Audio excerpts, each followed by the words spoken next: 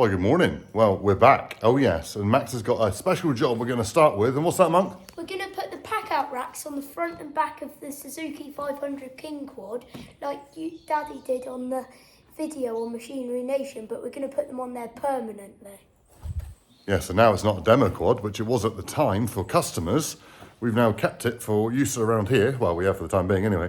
So Max said, can we put the pack-out back on the bike? I was like, yes, right. Let's do it. Ready? Yep. So we have got a few different options on the pack-out. I don't think we're going to fit 4 or 2 on there, Monk, with the seat. That's the thing. Obviously got the seat bit there, isn't it?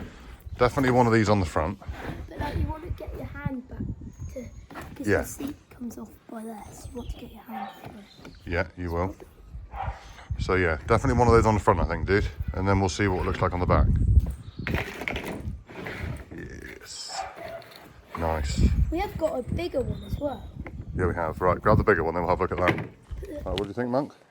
So I don't reckon this big one's going to be alright, because it sticks out like good 4 or 6 inches. Stick out a bit over the back. But on this one, you can put it a bit further forwards because it's got an indent, so you can still get back to your seat. Yeah. So what's your thoughts? One big one, one of these at the front.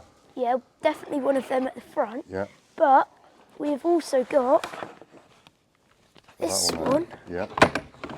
And we got a little 6, so that could go on there like that. Yeah. Right, let's work it out, shall we? It's windier and colder out here than we thought it was going to be. So I've put my jacket on and my hat, and we've got the mics. So no more wind noise. Yay! And Max is being a hard man and said, no, I'm warm enough. I'm fine. You're hard, mate, isn't he? Yeah. Right, so Max has convinced me to put on the 3-tier one on the back, even though it sticks out more. He is right. It does give you a little bit more room in here to be able to get to that thing, and then that just goes on that out. And we have just cable tied it. We just cable tied it and then ground off the edges so there's no sharp edges on there. Let's cut your hands. But yeah, looking posh. And then on the front, Maxie, and the same, got the sort of double, the main standard one on with a crate. Boom. It does look really smart with pack-out. Especially with it being red and black. Exactly. And the bike being red and black. Nice. So the crate will live on it full time on the front, and then the 2 boxes on the back will just be there when we need them. So actually I've got camera equipment there at the moment, but I'm going to change that for tools because it's just a lot more useful. Perhaps have a fencing box and then sort of standard toolbox, just so you've got everything. Good. Like the idea? Yeah, sounds good. Yeah, so I'm going to have a fencing box and a toolbox on the back. And then we've also got the extra little bit here because I have an idea for some other things. Maybe.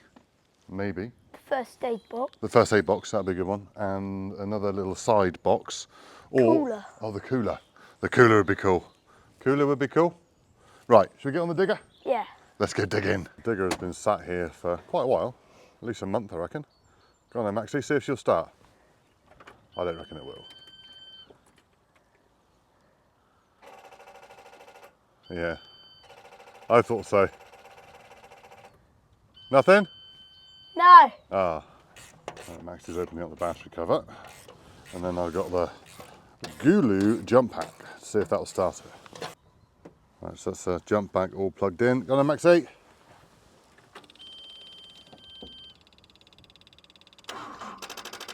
Oh, hang on. Right, the Gulu's in there. Go on then, Maxie, give it a whirl.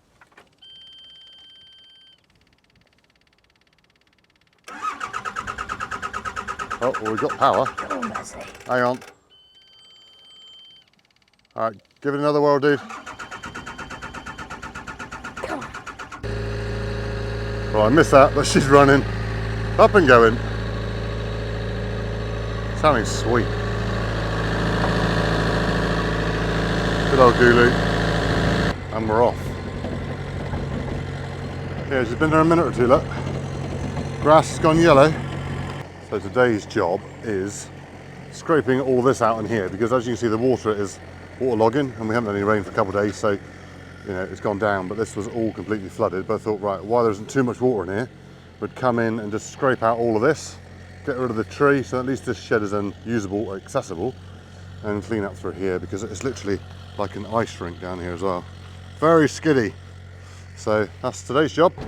And while you're here, I'll show you the Ford 5610. So this will be on Machinery Nation channel soon, but this is another tractor I've bought, which it starts and runs, but just needs a lot of work doing to it. So If you want to see more about that, make sure you subscribe to Machinery Nation, because that's coming very soon. Lovely little tractor. To be fair, I've always proclaimed to be a Ford fan, but I've never owned a Ford until now. Right, so we're going to start up that end and scrape all this rubbish back down through here.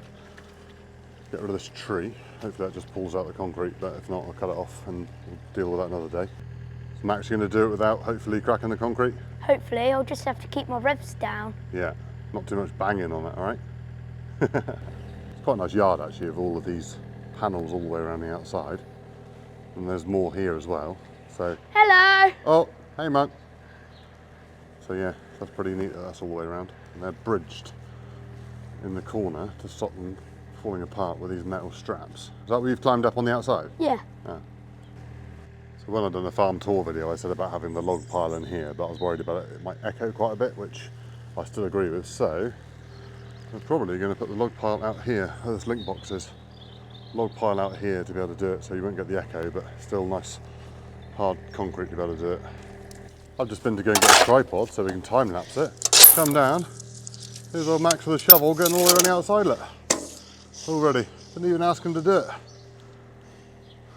What a lad. I was a bit cold before I did this, I'm not now. Mummy and Molly have just come out, brought drinks out. Look at our table. Yeah, that's what digger buckets are made for. I have stopped the digger, so hopefully it restarts.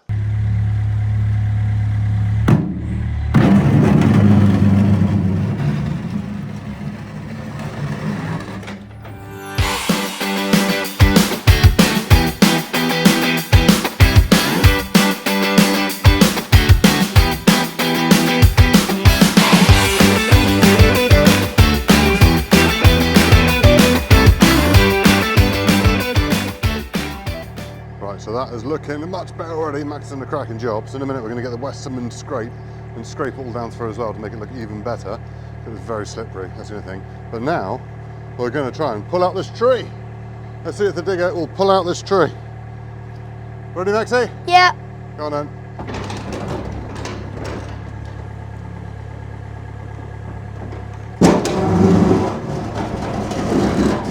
Come on, Bessie. Oh, look at that. Easy. I didn't even think about it. I thought I was going to pull up the concrete. There we go. Bit of old willow. Shame it's not something better. We could have used it somewhere else.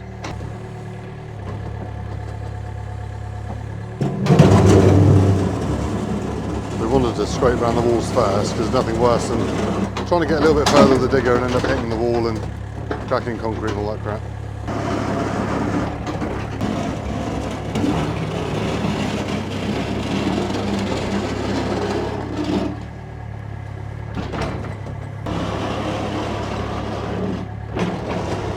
I find this quite amusing really. I spent my whole life like working so that I can afford to buy machinery to be able to use and play with, and I just seem to be able to buy it for other people to use, which I love Max using it. It's absolutely brilliant, so no, it's good. But I end up using a battery hedge trimmer, yeah, a Husqvarna battery hedge trimmer to trim up along there so that we can close the gate easily.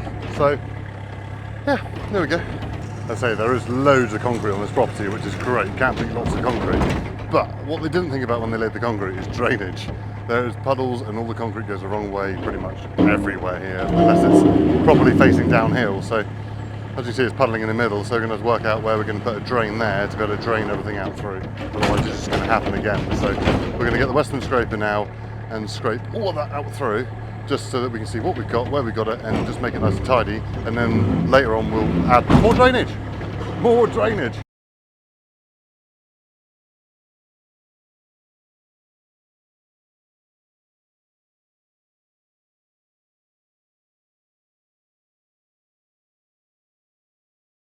Right, so we're now going to use the Westerman scraper to scrape up the remaining bit and try and get it as possible. Right, let's go.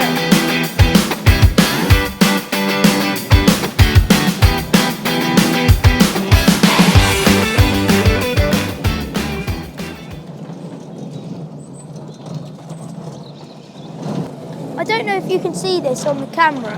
It's actually doing a really good job. It's leaving quite a nice finish compared to what it was before. We're going to have to do that ivy soon as well. We'd need a long reach hedge trimmer. Yeah, because that is getting quite long. Might make another mess, eh? All right, Max is going now. Flat She's stake. fast. Max has got ambitions of me turning this into a sheep shed for him.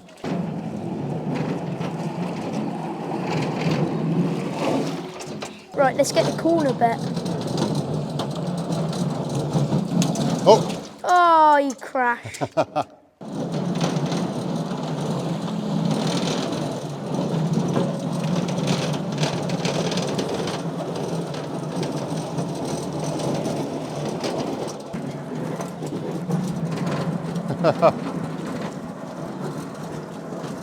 Right, let's see how much she'll push.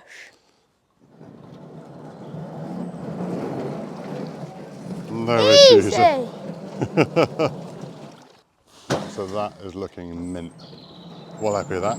Just need to pressure wash it out now at some point and pressure wash all the doors off the bottom, get that ivy cut off, get these brambles sorted. Yeah, loads more to do, but there we go. Quite happy, very happy. But we're losing daylight now, so we're going to carry on and get this all finished off and go from there. What's he doing? And he nearly lost the scraper off the That's the second time I've done that. Right, say bye, Monk. Bye. Cheerio. See you soon.